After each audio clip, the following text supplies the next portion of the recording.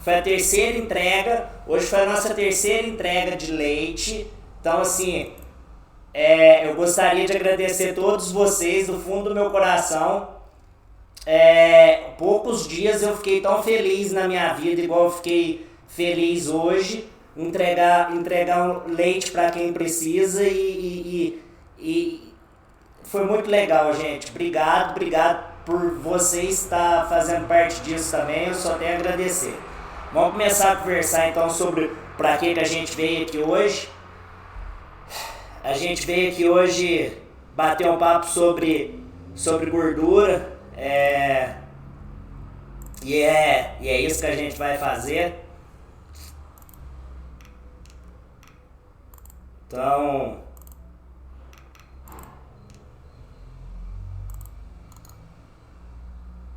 só um segundo.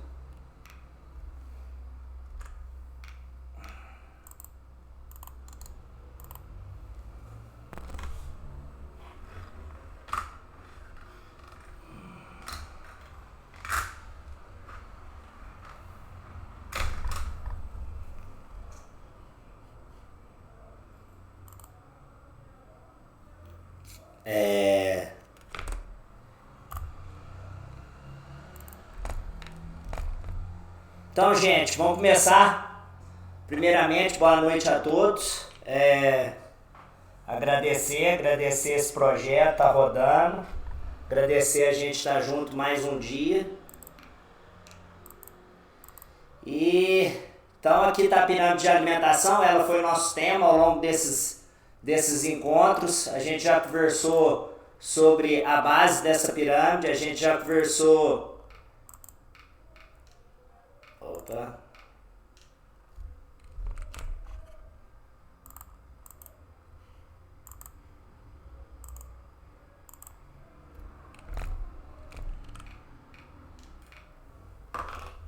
Então, a gente hoje está aqui para falar sobre gordura adicional na dieta. A gente já teve encontro falando de fibra e forragem comigo. A gente já conversou sobre CNF e PDR.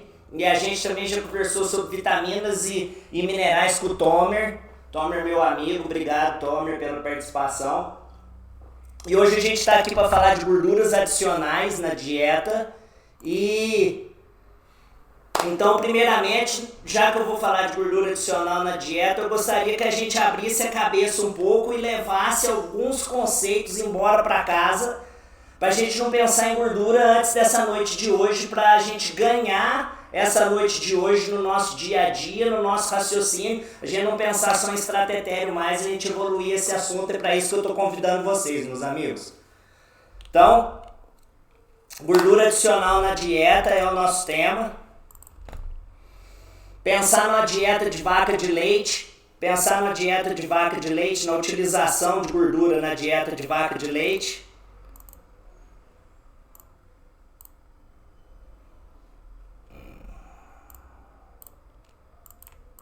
Reminiscências do problema técnico, mas nada do outro mundo. A gente hoje vai passear um pouco pela gordura e vamos ganhar alguns raciocínios muito bacana para dia a dia. Nesse dia a dia nosso na fazenda aí, a gente ter alternativas na mão. Então vamos lá. Então, quando a gente fala de gordura na dieta, a gente tem que lembrar que gordura tem alta densidade energética. 1 grama de lipídio fornece 9,3 quilocalorias de energia bruta. Então, quando a gente fala energia bruta, guarde esse nome agora, energia bruta, daqui a pouco a gente vai precisar dele. O equivalente energético da gordura relacionada a carboidratos e proteína é universalmente, todo mundo sabe que é 2,2 vezes mais energético do que 1 grama de carboidrato ou de proteína. Então, isso aí também é interessante a gente guardar nesse primeiro momento. Energia bruta de excelente digestibilidade, a gente vai conversar sobre isso também. E um baixo incremento calórico quando a gente está usando ela na dieta. Então, o que é interessante? O que é interessante quando a gente vai pensar? Fazer uma dieta que possa aumentar a eficiência alimentar desse rebanho, fazer algo aí que é interessante da gente estar entregando para o cliente. Então, o que é o roteiro nosso? Hoje eu fiz roteiro, gente. O que é o roteiro nosso dessa noite? Definir a classificação dos ácidos graxos, metabolismo ruminal dos lipídios. A gente vai falar também de por que utilizar gordura na dieta das vacas, quando utilizar. Vamos falar sobre gordura bypass, vamos falar de resultados práticos, certinho? Esse é o nosso tema hoje, é disso que a gente vai estar conversando. Então, se a gente for lá no Journal of Neuroscience, que é a principal revista voltada a gado de leite, nessas revisões de 100 anos do Journal of Neuroscience, a gente já acha trabalho falando sobre alimentação, sobre gordura na alimentação de vaca de leite. Então é um tema muito antigo e que há muito tempo é estudado. Então aqui as vaquinhas canuladas centenárias do Journal of Neuroscience. E ali no Journal of Neuroscience a gente já sabe, por exemplo, que na porcentagem de energia metabolizável, esse ME, energia metabolizável, que a gente vê na coluna aqui do gráfico, ó. A quantidade de gordura na dieta representada em energia metabolizável, ela tem um efeito quadrático em 16% dessa dieta. A gente direcionar 16% da dieta em estratégia, a gente acha um ótimo. Então vamos guardando isso também pra gente conversando. E lá no Journal of Neuroscience, muitos anos atrás, já se fala que gordura melhora folículo, melhora a reprodução. Vamos guardar isso na cabeça também. Que é muito importante quando a gente fala gordura, a gente entender de quem que a gente está falando. E a gente entendendo de quem que a gente está falando, a gente consegue conversar melhor sobre esse assunto. Porque, assim, não tem jeito de em 2020, hoje, vocês conversar sobre estratério. Hoje vai ser nunca mais a gente vai conversar sobre estratégias. Acabou. E aí, gente, se for para pensar no que a gente pode fazer com a gordura, por que esse Mário tá aí? A gente tem que entender quando que a gente tá e que gordura que a gente tem na mão para a gente ver qual que é o superpoder que a gente vai usar. E isso aqui é muito importante, entendeu? Vamos prosseguir aqui. E aí, quem já jogou Super Mario lembra dele entrando pelo cano, lembra quando isso acontecia, sempre ia para outro mundo. E agora a gente vai para março de 2014. É o meu convite para vocês agora, gente, para março de 2014. Vamos lá pro VNP. Março de 2014 foi minha defesa de mestrado. Março de 2014 eu estava defendendo o meu mestrado e a minha dissertação de mestrado, o tema dela foi exatamente o nosso tema hoje do assunto. Então por isso que eu achei muito pertinente a gente trazer. Então a gente entrou pelo cano, estamos novamente em 2014. Vamos conversar então. Eu estou aqui defendendo o meu mestrado. Olá, obrigado vocês virem nesse dia tão especial para mim. A gente trabalhou sementes oleaginosas na alimentação de vacas holandesas. Então, a bromatologia aqui a gente comparou semente de soja com caroço do algodão. Tá aqui a bromatologia da semente de soja. Então, ela tem em torno de 40% de proteína bruta. Ela tem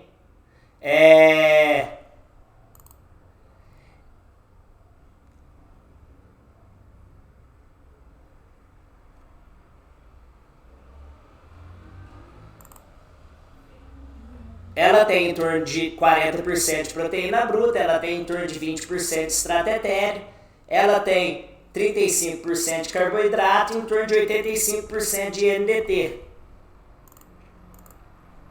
Enquanto o caroço do algodão, a semente do algodão, tem em torno de 23% de proteína bruta, tem em torno mais ou menos de 19% de estratégia e um NDT um pouquinho mais modesto.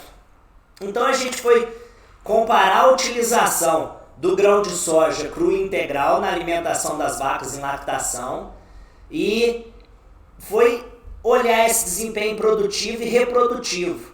Foi no laboratório de bovinos leiteiros da USP, as vacas tinham baias individuais, cada uma ficava com 17 metros quadrados e meio, a gente usou animal canulado também, igual no Journal of the Earth Science, a gente fez um quadrado latino 3x3, e para comparar esses dois alimentos, então dentro dessa comparação, a gente incluiu em torno de 12% das sementes na dieta, então tá ali, comparado então com uma dieta que tem só farelo de soja. Pode ver ali, a dieta controle tem 16% de farelo de soja, enquanto quando incluso da semente, ela desce para 12%, essa inclusão, e de milho moído vai de 30% para em torno de 22%, 23%. Então a gente tira o milho, a gente tira o farelo de soja, foi essa a ideia, tirar a competição da boca do porco, não dá chance do alimentos que o porco poderia comer, que o ser humano poderia comer, a gente entra com esses alimentos alternativos. O caroço de algodão não seria consumido pelos porcos. Então, a gente fez diversas coletas, dentre as quais os participantes estão aqui.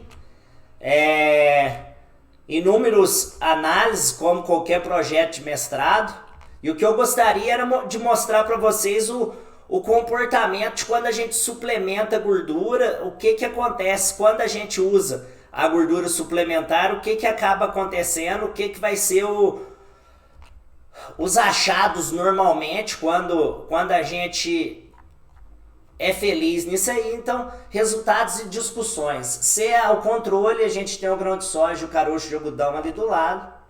Então, uma vez que a gente incluiu estratégia, uma vez que a gente incluiu gordura numa dieta, diminui um pouco o consumo. Essa dieta fica um pouco mais energética, o consumo diminui um pouco. Então, enquanto a dieta controle a base de fubá e farelo de soja, os animais comeram 25 quilos, com o caroço de algodão 23,5. E ali na frente a gente vai ter uma coisa interessante para conversar sobre isso. Então, dentro dessa sistemática, por que ele tem uma energia bruta interessante? Lá atrás a gente conversou dessa energia bruta, uma energia bruta interessante. Porque aqui, ó, quanto mais caroço eu fui incluindo na minha dieta, nossa, como é difícil. Quanto mais caroço eu fui incluindo na minha dieta, quanto mais estratégia, mais digerível, mais digestível fica esse estratégia. Então ele tem um aumento natural, quanto maior a inclusão no estratégia na dieta, maior é a sua digestibilidade. Então isso é interessante às vezes aumentar, quanto mais a gente usa, melhor aproveita, lembrar disso aí. Então outro ponto a lembrar, gente, a gente tirou fubá, a gente colocou fibra. Então a gente tirou uma coisa que inflama o rumen, que não deixa o rumen funcionar do modo bacana, e a gente coloca algo que faz ele funcionar do lado bacana. Então o que eu quero que vocês lembrem? A gente aumenta a base da dieta, a gente melhora a base da dieta e a gente desafia menos essa vaca. Então ao mesmo tempo a gente dá uma condição melhor de rumen para esse animal. É esse que é o pensamento. Então pH menos desafiada, a gente tem a dieta controle com 6,3, enquanto o caroço de algodão chega a 6,45. Então esse é outro ponto que eu gostaria que vocês olhassem. Olha lá, o pontilhado é o caroço do algodão quase que o tempo todo, ou o tempo todo, com o pH acima da dieta controle. Então isso aí é os pontos que eu gostaria que vocês levassem relacionado a isso aqui, os pontos interessantes. E outro ponto interessantíssimo da gente conversar relacionado a o que acontece quando a gente suplementa gordura na dieta, eu gostaria que vocês lembrassem, que vocês entendessem. É isso aqui, ó. Olha o colesterol subindo, ó. Ó, como que o colesterol sobe se a gente suplementar com gordura, colesterol sobe, HDL sobe. Gente, batata na reprodução, reprodução vai melhorar. Vai melhorar porque o status energético melhora, vai melhorar por outros pontos que a gente vai conversar um pouco aqui. Então vamos voltar. Qual foi a conclusão que a gente tirou do meu trabalho de mestrado? Pode substituir a semente por um pouco de fubá e um pouco de farelo de soja sem cair desempenho. A gente pode usar grão de soja integral, não a bandinha, gente, integral ou o caroço do algodão. Belezinha? Então vamos sair do cano, vamos sair do Super Mario aí, vamos entender melhor os superpoderes. Ah, se alguém quiser ler o trabalho, ele foi publicado no Animal Production Science. Então, a partir do mestrado foi totalmente concluída entre projeto e publicação, certinho. E vamos falar agora sobre os ácidos graxos. Como a gente vai falar dos ácidos graxos, essas partes aqui de nomenclatura, é muito importante que a gente não tenha medo dos nomes. Então, já que a gente vai falar hoje sobre gordura, hoje é muito importante não ter medo dos nomes. Os nomes não mordem a gente. Então aqui, ó, ácido ácido graxo, ácido monocarboxílicos. Monocarboxílico apresenta um carbono, beleza? E ele vai ter uma ligação, e essa ligação vai ser saturada ou insaturada, ou é uma ou é outra. Pronto, beleza?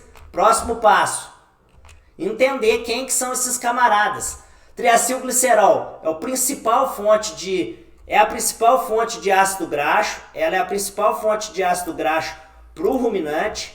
Então calma aí, vou dar uma ajeitada aqui na tela para gente puxar um cantinho. Pronto. Então, triacilglicerol, principal fonte de ácido graxo para os animais ruminantes, ela vai ter a sua fonte oriunda também da semente, igual a gente acabou de ver. E aí a gente tem que entender, primeiro a gente vai entender como monta esse lipídio lá na natureza, como esse lipídio é formado, e aí depois a gente vai desmontar esse lipídio para vacuzar, certinho? Então como que esse lipídio é formado? É o glicerol junta com 3 ácidos graxos, aí vira o triglicerídeo. É um glicerol e 3 ácidos graxos. Pronto, final. O nome mesmo já está contando pra gente o que é. E aí as classificações. Saturado ou insaturado. O que é saturado? Todas as ligações duplas de hidrogênio já foram feitas. E isso é muito importante para a gente entender um ponto fundamental lá na frente, onde 99% das pessoas erram. E vão continuar errando, porque não sabem bioquímica. E outra coisa que a gente tem que entender também, número, cadeia de carbono, quantos carbono tem, se é cadeia curta, se é cadeia longa, de onde que vem, isso é muito importante para a gente entender o leite lá na frente. Então, os ácidos graxos são divididos em cadeia curta, de 2 a 8 carbonos.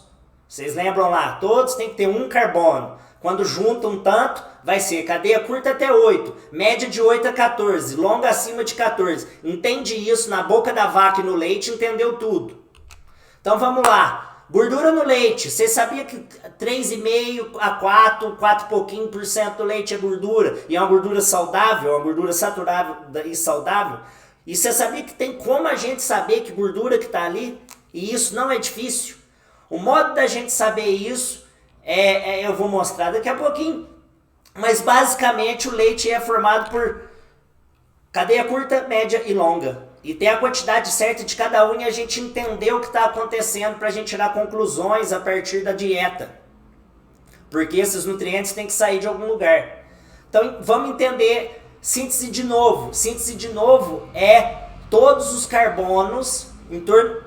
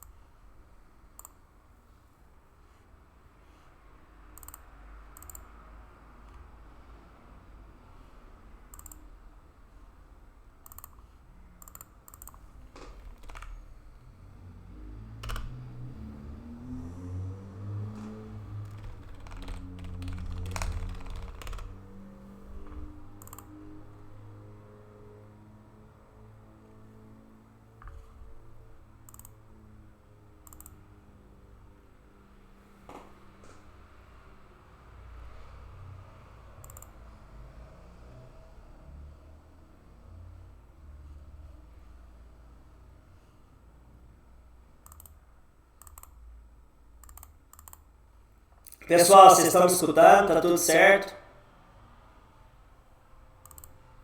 Pessoal, vocês estão me escutando? Ok, né? Pode continuar, né? Só esperar entrar todo mundo de novo.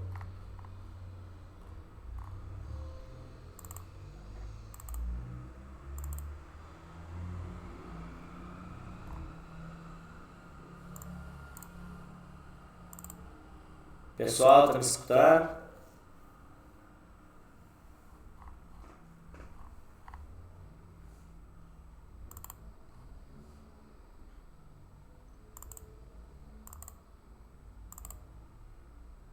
Pessoal, tá me escutando? Diário, teu microfone tá aberto, você tá me escutando?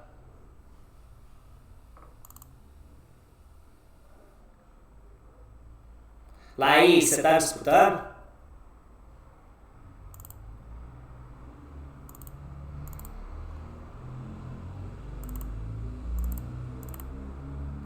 Pessoal, vocês estão me escutando? Tá tudo certo?